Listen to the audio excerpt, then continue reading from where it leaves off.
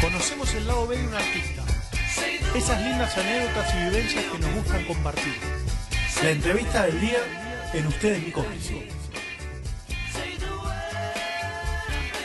Continuamos, amigos, en Ustedes mi cómplice. Ha llegado un momento muy lindo del programa. Tenemos una entrevista con una persona que admiramos mucho. Tuvimos el placer de hablar con él septiembre del año pasado y ahora llega nuevamente al Coliseo con su programa.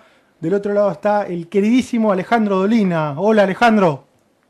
¿Qué tal? ¿Cómo les va? ¿Cómo estás, Ale? Un gustazo saludarte y gracias por... Bueno, también del mismo modo yo. Bueno, como decía bien, ahora el jueves llegando acá al Coliseo, como ya es sana costumbre, y con esta cosa particular para empezar a charlar de este programa, La venganza será terrible, que tiene esta cosa linda de que es una obra que va destinada a un público que se divide, en este caso, entre los que van a estar ahí en el querido Coliseo y los que van a estar escuchando por la radio en sus casas o en cualquier lugar, ¿no? Y su casa, sí, eso...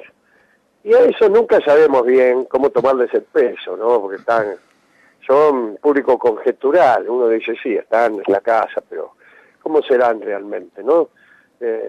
¿Serán parecidos a los que están en el Coliseo o serán completamente distintos? Nosotros, por las dudas, seguimos el paso que nos marcan los que están presentes, que son los que podemos ver, ¿no? Claro, eso es te iba... injusto, pero es así. Te iba a decir un poquito eso, que alguna vez te escuché decir que ustedes hacen el programa para los que están ahí, por una cuestión, claro, me imagino...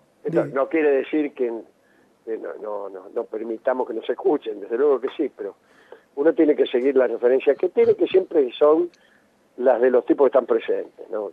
Después, si eso responde a la realidad, no lo podemos saber. Y a la hora de estos viajes por diferentes lugares, bueno, no solo en Argentina, sino también han ido a España, a Uruguay, el vivo tiene esa adrenalina que, a diferencia de cuando hacen el programa desde allá, que por ahí también hay gente en vivo, pero un público por ahí más escaso, tenés ahí la retroalimentación directa de las caras de la gente. Claro, hay los programas que hacemos todos los días, por ahí a veces vienen más gente, pero el día de semana, tipo que vive enfrente, viene siempre, por ahí se va antes, no son tantos, y los que están son un público más tranquilo, evidentemente, que puede darse, como el otro día en Rosario, por ejemplo, que vamos un par de veces por año, y entonces hay otro entusiasmo, otro compromiso, otro temor también, a veces tenemos miedo, ¿no? Es más catastrófico si te sale mal con un teatro lleno, que si hacemos 4 o 5, que casi las equivocaciones nos causan una sensación de familiaridad, ¿no? Claro, hay otra intimidad. Sé que venís, Alejandro, de un hogar donde de chico había muchos libros, y me imagino que esos libros, ese contexto de tu casa y tu inquietud te ha llevado a leer mucho, lo he escuchado en varias entrevistas, y hoy en día... Yo particularmente tengo un sobrinito que debe estar escuchando de 10 años, que por ahí en esta sociedad, este modernismo que lo abarca ahora, está más con la compu, la tablet, y hay un ambiente que los condiciona un poco más a la hora del tema de los libros. ¿Vos crees que...? A los chicos y a los grandes también, evidentemente. A los grandes también. ¿Cómo ves esta nueva infancia donde por ahí un pibe con inquietudes... Como algo inevitable, ya ha sucedido, si no podemos hacer nada al respecto. Lo que sí podemos es comprender que una cosa no excluye la otra, y toda la nube con su mundo positivo en algunos aspectos, negativo en otros, nos ayuda a ensanchar los horizontes, es verdad, nos conecta con infinidad de indeseables psicópatas, también es verdad. Todo eso ya existe. Lo que yo creo es que no tiene por qué dejar de existir el mundo del libro, el mundo de la educación, del aprendizaje científico, de la curiosidad, del disfrute del arte, de la poesía. Todo eso no tiene por qué dejar de ser y ser reemplazado por esas menesterosas literaturas de WhatsApp. Es verdad. La última vez que hablamos nos decías que estabas abocado en tu lectura a artículos más de ciencia, ¿no? Estabas ahí incursionando un poquito Sí, en ese... sí, yo estoy todavía con eso, no con tanto entusiasmo como entonces, pero sí, sigo bastante con eso. A la hora de tu rutina diaria, Alejandro, sabemos que el programa te demanda, la preparación del programa te demanda bastante tiempo, y lo que es la lectura, bueno, y demás cosas. En tu vida diaria sos un tipo bastante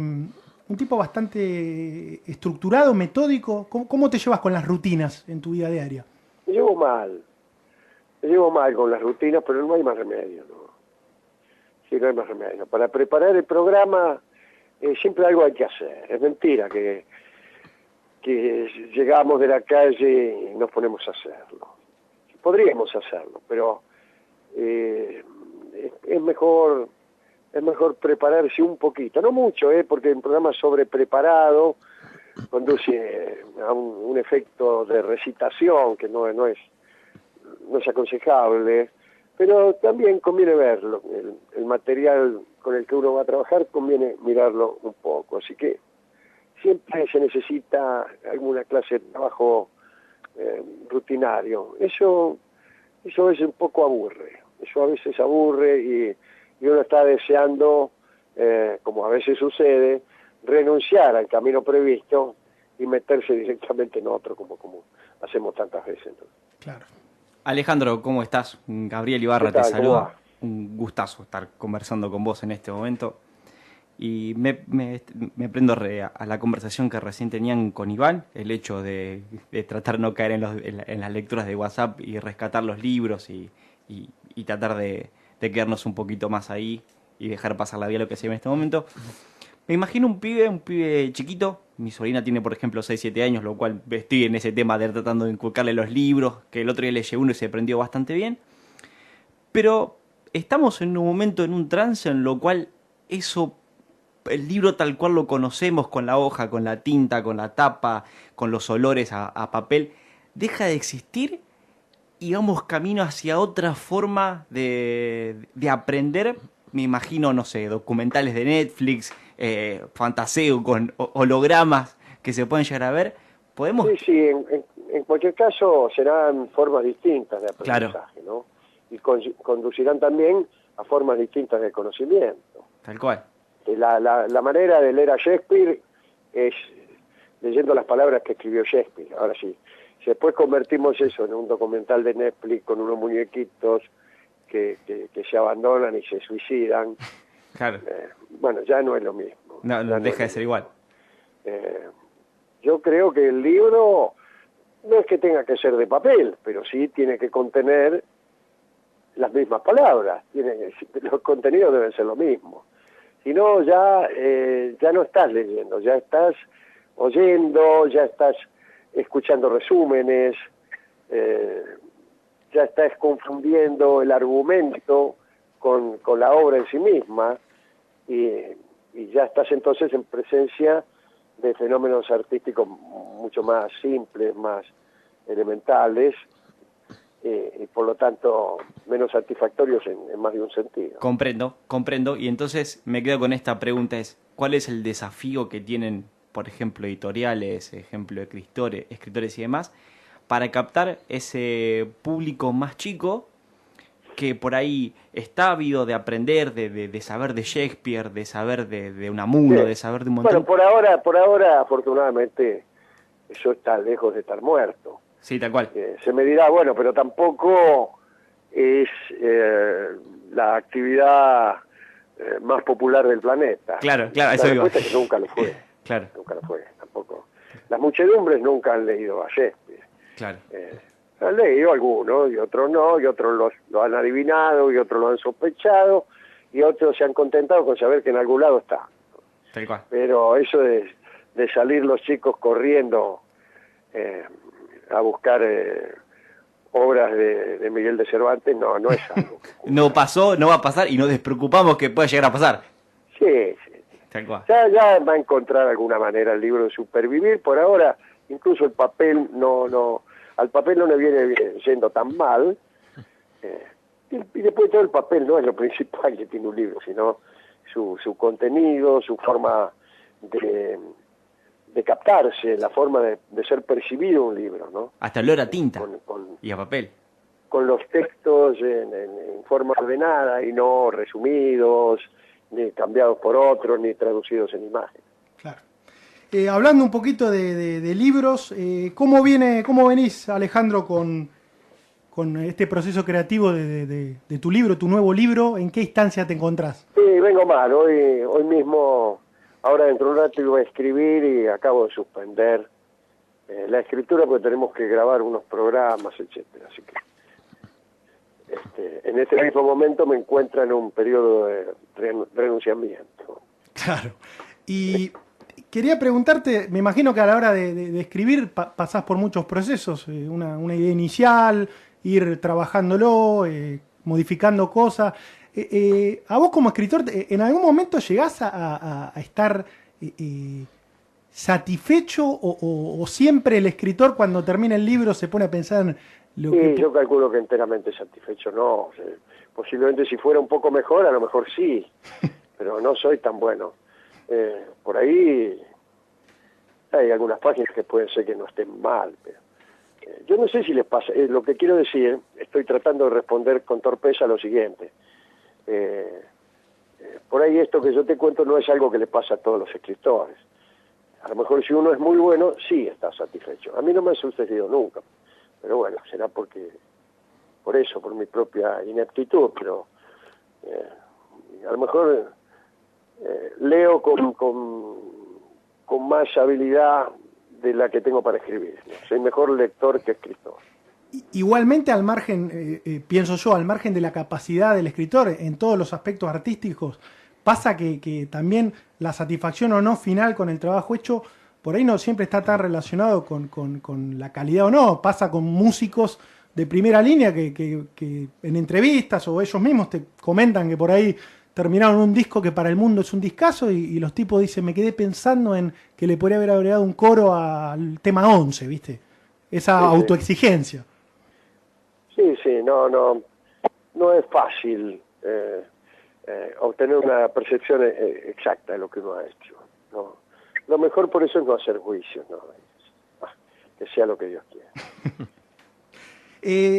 Otro tema que me parecía interesante hablar con vos, creo que es algo que es transversal a un montón de temas en charla de café, con amigos, estás mirando un partido de fútbol o un programa de tele, o se habla de la carrera musical de un tipo, y estamos muy acostumbrados a escuchar que si le fue bien o le fue mal, tuvo buena o mala suerte.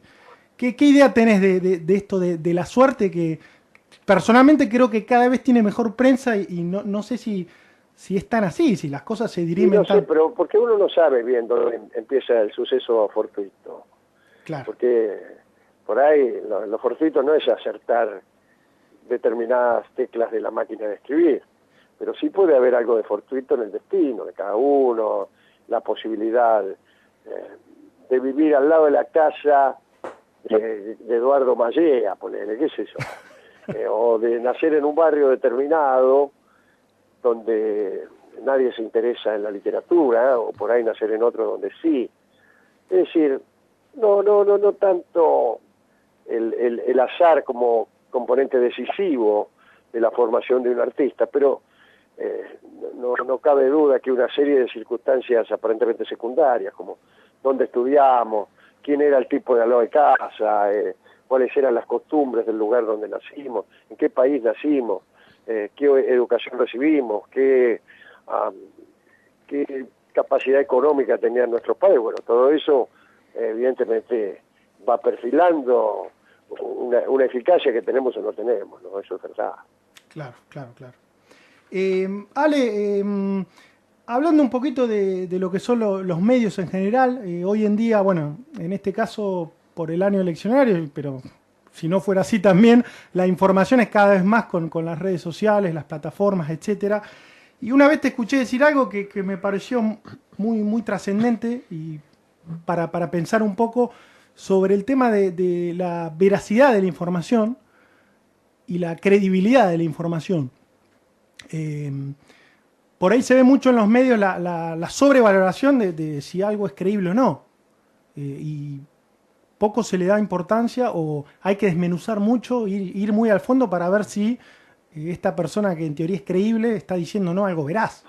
Sí, pero la mayoría de las veces ni siquiera lo sabés, ¿no? Porque Es verdad, la lamentablemente. información está tan relacionada con la interpretación o con cosas que permanecen ocultas a casi todo el mundo, que la respuesta que uno tiene casi siempre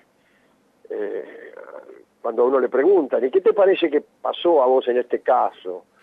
¿Es culpable o inocente esta persona? Y la respuesta más honesta siempre es, no lo sé.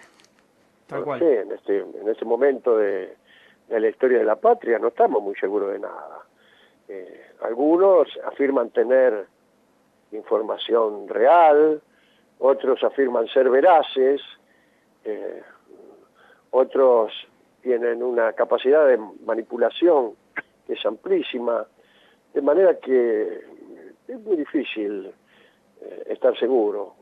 Lo mejor es ser prudente y confiar en que alguna vez las cosas se sepan, pero en un mundo en donde el secreto parece ser cada vez más difícil de guardar, sin embargo, hay gente que hace carrera con la oscuridad, ¿no? Muy cierto. Hoy estaba leyendo en la mañana, Alcón Adamón sacó una nota en el New York Times que hablaba de que se esperaba que este año las elecciones presidenciales fueran las más sucias desde el regreso a la democracia en el 83. Entonces me preguntaba... Perdón, me salió un ruido acá. ¿Eh? Lo último. Recordaba esto, ¿no? Que el Halcón Adamón había escrito una nota en el New York Times que decía que se esperaba que estas elecciones fueran las más sucias desde el regreso de la democracia en el 83. Sí. Con respecto a la fake news, bueno, esto pasó en Brasil con la elección de Bolsonaro, con la cantidad de noticias falsas que circularon. Y mi pregunta es, ¿cómo se hace para tener foco en las ideas de un candidato y no perderse con toda esta niebla o mugre que se le puede que se le puede ver alrededor el ciudadano de a pie, si es que tiene alguna herramienta? Yo no tengo respuesta para eso, no lo sé. No sé si es posible. Es difícil. No sé si es posible tener un pensamiento claro como para tener después una elección razonable. Al parecer no es posible. Tal cual. Y en vista cómo imagina un futuro. En vista de cómo se han dado las cosas, no creo que el resultado sean decisiones adecuadas, pero bueno, eso. ¿Y cómo imagina el futuro? ¿Cómo imagino? Sí, en su... Y las imagino de mil maneras distintas, son todas suposiciones y juegos de imaginación, justamente, pero no tengo yo ningún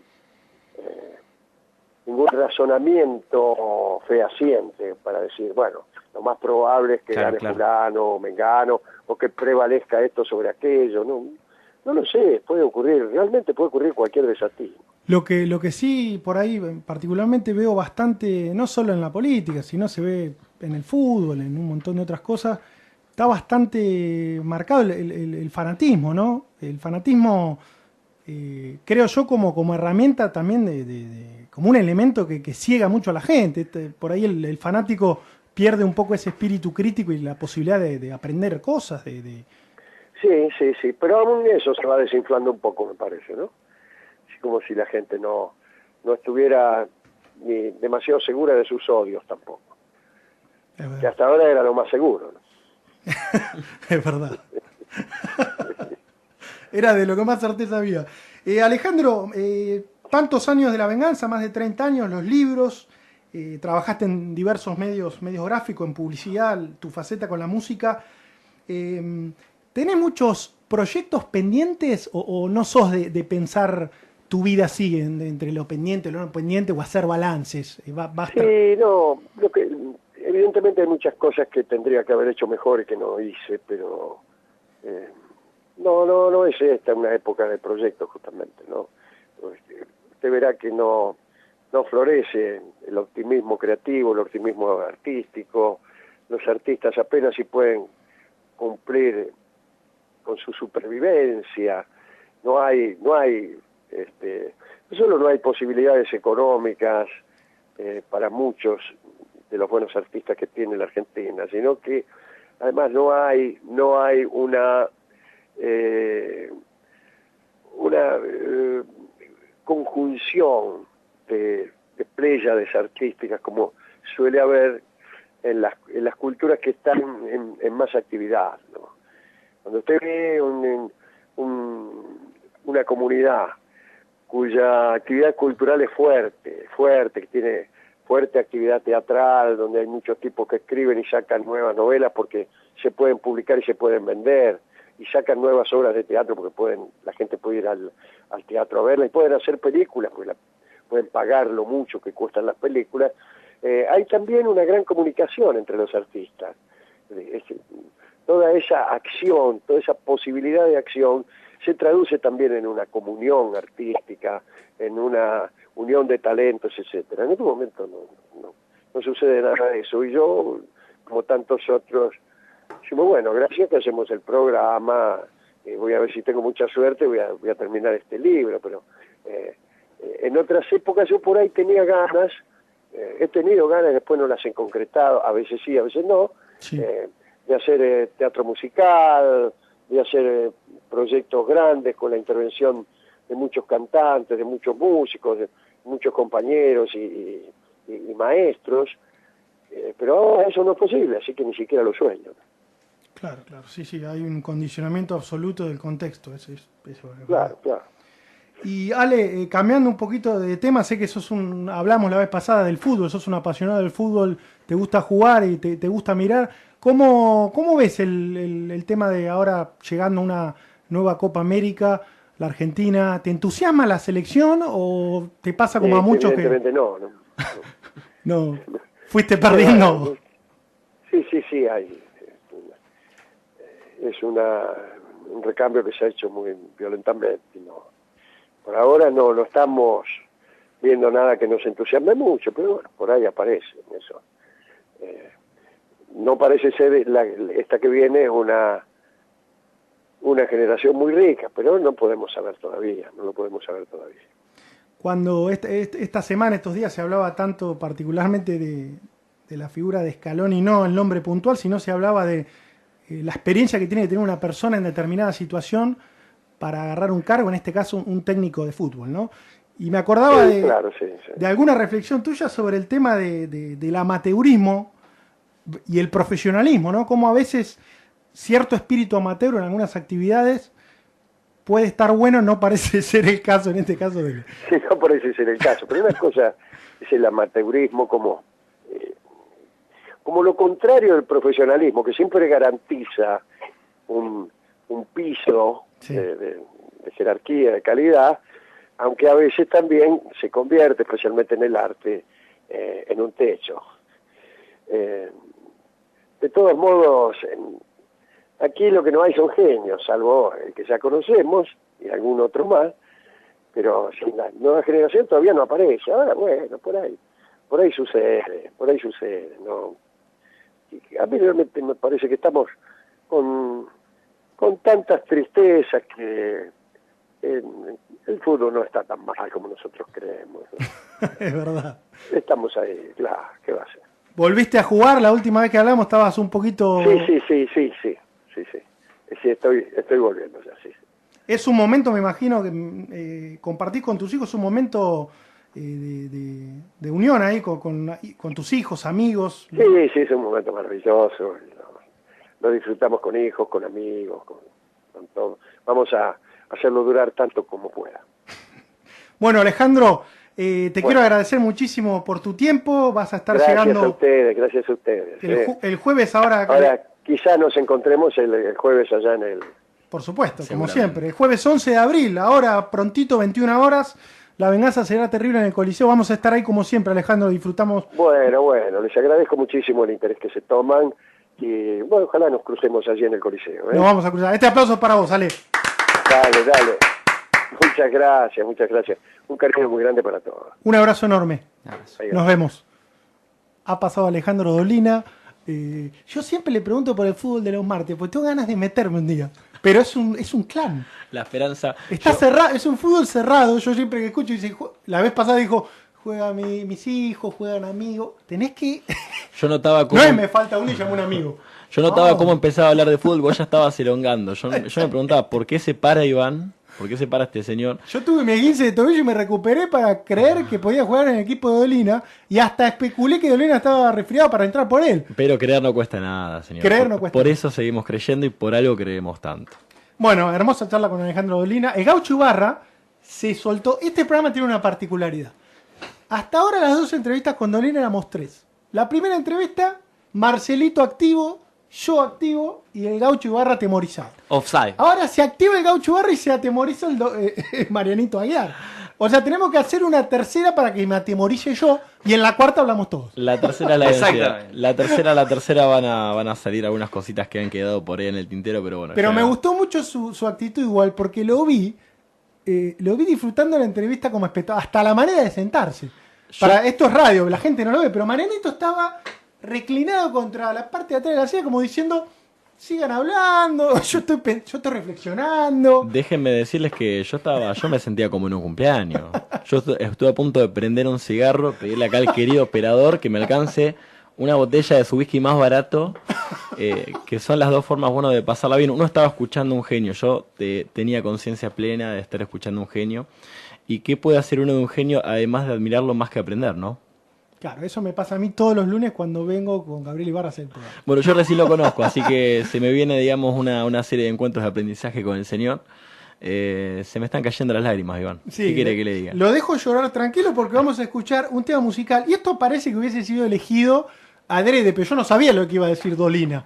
Pero Dolina habló mucho de el tema del desánimo por la cuestión política, la cuestión social. Sí. Y vamos a escuchar un tema de Fito Páez llamado Ciudad de Pobres Corazones, ¿no?